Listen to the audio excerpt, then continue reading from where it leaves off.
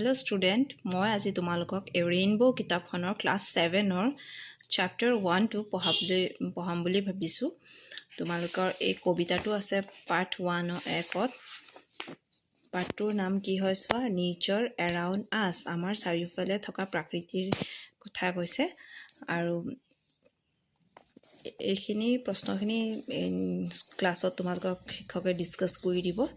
মই পাঠটো পঢ়ি তোমালোকক বুজাই দিম আৰু প্ৰশ্ন উত্তৰখিনি কৰি দিম। প্ৰথমতে পাঠটো পঢ়িবলৈ শিকা, মই পঢ়ি দিছোঁ পাঠটো। The wind and the leaves. The wind, wind মানে বতাহ আৰু লিভছ মানে পাত, গছৰ পাত। Come little leaves, said the wind one day. Come মানে আহা, little leaves, leaf L E A F, লিফৰ এইটো বহু বচন হয় লিভছ। লিটিল লিভছ, সৰু লিভছবোৰক কৈছে দ্য উইণ্ড ওৱান ডে, উইণ্ডে বতাহে কৈছে আহা। কাম লিটিল লিভছ, সৰু লিভছবোৰ আহা, এনেকৈ কৈছে। Come over the meadows with me. Come over the meadows and play. ঘাঁহনিৰ মাজেৰে আহা আৰু মোৰ লগত খেলা। Put on your dress of red and gold. তোমাৰ ৰঙা আৰু সোণালী ৰঙৰ কাপোৰযোৰ পিন্ধি লোৱা বুলি কৈছে। ৰঙা মানে প্ৰাকৃতিক কৈছে, গছক কৈছে ৰঙা আৰু সেই গল্ডেন কালাৰ যিটো কোৱা হয়, সোণালী ৰঙৰ, ৰেড এণ্ড গ'ল্ড, তেনেকুৱা কাপোৰযোৰ পিন্ধি। ছামাৰ ইজ গন and the days grow' cold. এতিয়া ছামাৰ গৰম দিনবোৰ গ'ল আৰু এতিয়া দিনবোৰ কি হ'ব, ঠাণ্ডা হৈ আহিব। Soon as the leaves heard the winds loud call. যেতিয়া লিভছবোৰে, পাতবোৰে উইণ্ডৰ, বতাহৰ লাউড কল, জোৰে জোৰে মাতি থকা শুনিলে। ডাউন দে কাম ফ্লাটাৰিং, সিহঁতে আহিছে। Down they came fluttering one and all, সিহঁতে ফ্লেটাৰিং কুইকলি মানে দৌৰি দৌৰি আহিছে, সোনকালে আহিছে। One and over the brown field they dance and flew. The brown colour, মাটি ৰঙৰ ফিল্ডত দে ডান্স, নাচি নাচি আহিছে, আৰু ফ্লিউ উৰি উৰি আহিছে। ছিঙিং the soft little songs they knew, সিহঁতে একদম কোমল ধুনীয়া গান গাই আহিছে। ক্ৰিকেট গুড বাই, ক্ৰিকেট মানে এটা পতংগ, কীট পতংগৰ কথা কৈছে, এটা পোকৰ কথা কৈছে। Goodbye, we have been friends so' long, ইমান দিনে আমি ফ্ৰেণ্ডছ আছিলোঁ, বন্ধু আছিলোঁ। লিটিল ব্ৰুক ছিং আছ ইয়ৰ ফেয়াৰৱেল ছং, ফেয়াৰৱেল মানে বিদায়। লিটিল ব্ৰুকে তোমালোকক বিদায় গানটো গাব। চে ইউ আৰ চৰি টু চি আছ গ', আমি বহুত দুখিত তোমাক বিদায় দি। ইউ উইল মিছ আছ, তুমিও আমাক মিছ কৰিবা, মনত পেলাবা। Right well we know.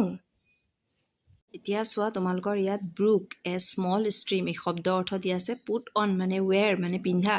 Farewell an occasion when someone says goodbye. Farewell মানে এটা সময় যাক যেতিয়া আমি গুড বাই বুলি কওঁ, বিদায় দিওঁ। Miss to feel absence of someone or something, যেতিয়া আমি কাৰোবাৰ কোনোবা নোহোৱাটো অনুভৱ কৰোঁ, তাক মিছ কৰা বুলি কওঁ, হয়নে নহয়? তাৰপিছত এতিয়া তোমালোকৰ ইয়াত শব্দ দিয়া আছে, কেইটামান ৱৰ্ড দিয়া আছে, অৰ্থ লিখিবলৈ দিছে। মই ইয়াত তোমালোকক লিখি দিছোঁ, তোমালোকে লিখি ল'ব পাৰিবা বহীত। মিডো মানে a field of grass. Fluttering moving quickly and lightly. তাৰপিছত cold low' temperature. Loud making a lot of noise. Summer the warmest season. Cricket and insect. এইকেইটা বহীত লিখি ল'বা তোমালোকে। তাৰপিছত চোৱা, ইয়াত কেইটামান শব্দ দিছে। These are friendship, happiness, fun, intimate, trust, action, care, love, harmony. এই শব্দ দি ইয়াত তোমালোকক চেণ্টেঞ্চ কেইটামান লিখিবলৈ কৈছে। The wind and the leaves are good friends. The wind makes the leaves dance happily. They move together with trust and joy. এইখিনি লিখি দিছোঁ, তোমালোকে লিখি ল'ব পাৰিবা দেই, বহীত লিখি ল'বা ধুনীয়াকৈ।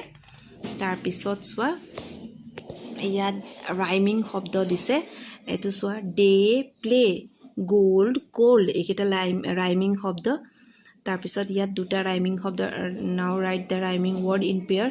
ইয়াত গ'ল্ড, কোল্ড, এইকেইটা ৰাইমিং শব্দ ইয়াত দিয়া আছে যে, ইয়াৰ পৰা মই লিখি দিছোঁ। তাৰপিছত চোৱা, ইয়াত চোৱা ডে প্লে দুটা একেলগে মিলি আছে নহয় এ লগত এ মিলি আছে আৰু বিৰ লগত বি মিলি আছে সেইকাৰণে এ বি বি লিখিছে তাৰপিছত ৰাইমিং মানে কি হয় a rhyme scheme is the ordered pattern of rhyming word at the end of each line or stanza of poem the rhyme scheme of a poem is written using letters rhyme মানে যিটো আমি লাষ্টৰ শব্দ দুটা মিলাই দিয়া হয় একে ধৰণৰ উচ্চাৰণ থাকে তাকে ৰাইমিং বুলি কোৱা হয় তাকে লিখিছে ইয়াত আৰু তোমালোকৰ ইয়াত শব্দ কেইটামান দিছে তাৰ পৰা এই ৰাইমিংটো মিলাবলৈ দিছে ইয়াত ট্ৰিজ হ'ব ইয়াত হিলছ হ'ব কাৰণ ইয়াত থ্ৰিলছ আছে সেইকাৰণে হিলছ হ'ব দ্য ট্ৰিজ হ'লে বীজ হ'ব বুজি পাইছা ইয়াত বীজ দিয়া আছে সেইকাৰণে এইটো ট্ৰিজ হ'ব তাৰপিছত তোমালোকৰ চোৱা ইয়াত চুজ দ্য কাৰেক্ট আনচাৰ বাছি উলিয়াবলৈ কৈছে which one of the following means moving lightly and quickly উত্তৰটো হ'ব fluttering তাৰপিছত what dress does the wind ask the leaves to put on dress of red and gold তাৰপিছত চোৱা by fluttering down one by one এইটো how did the leaves respond to the loud call of the wind উত্তৰটো হ'ব by fluttering down one by one তাৰপিছত who heard the wind's loud call the leaves তাৰপিছত ইয়াত question answer কেইটামান আছে question আনচাৰটো মই লিখি দিছোঁ তোমালোকে লিখি ল'ব পাৰিবা বহীত দেই প্ৰশ্ন উত্তৰ প্ৰথম প্ৰশ্নটো চোৱা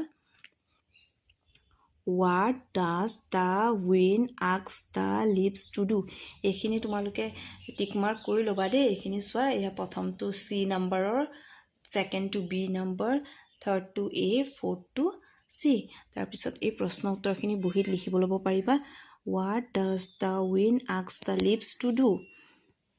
আনচাৰটো চোৱা The wind asks the leaves to come over the meadows with him and play. লিখি ল'বা দেই উত্তৰটো তাৰপিছৰ প্ৰশ্নটো চোৱা Why did the wind ask the leaves to wear dress of red and gold? উত্তৰটো চোৱা Because summer is over and the weather is turning cold. 2 নম্বৰৰ 3 নম্বৰৰ প্ৰশ্ন Give the movement words used for the leaves in the poem. Movement move কৰা লৰচৰ কৰা কি শব্দ দিয়া আছে fluttering, dance, flew and trill. তাৰপিছত 4 number What did the leaves do after hearing the wind's loud call? Windৰ loud call শুনি কি কৰিছিলে এয়া 4 number They came fluttering down and flew the brown field লিখি ল'বা দেই তাৰপিছত 5 নম্বৰৰ চোৱা What season is mentioned in the poem? কি ছিজনৰ কথা কৈছে Summer seasonৰ কথা কৈছে হয়নে নহয় Summer is gone and autumn seasonৰ কথা কৈছে দেই autumn seasonৰ কথা কৈছে কি ছিজনৰ কথা কৈছে autumn seasonৰ কথা কৈছে তাৰ পিছৰ প্ৰশ্নটো চোৱা Which line in the poem indicate the passing of summer? কবিতাত কোনটো লাইনত কৈছে যে সামাৰটো গ'লগে এইটো লাইন চোৱা Summer is gone and the days grow cold এইখিনি তোমাৰ প্ৰশ্ন উত্তৰ আছিলে এইখিনি লিখি ল'ব পাৰিবা দেই এয়া চোৱা ফটো মাৰি ল'ব পাৰিবা লিখি ল'ব পাৰিবা এয়া প্ৰথমৰ পৰা এয়া চোৱা The wind asks the leaves to do come over the meadows with him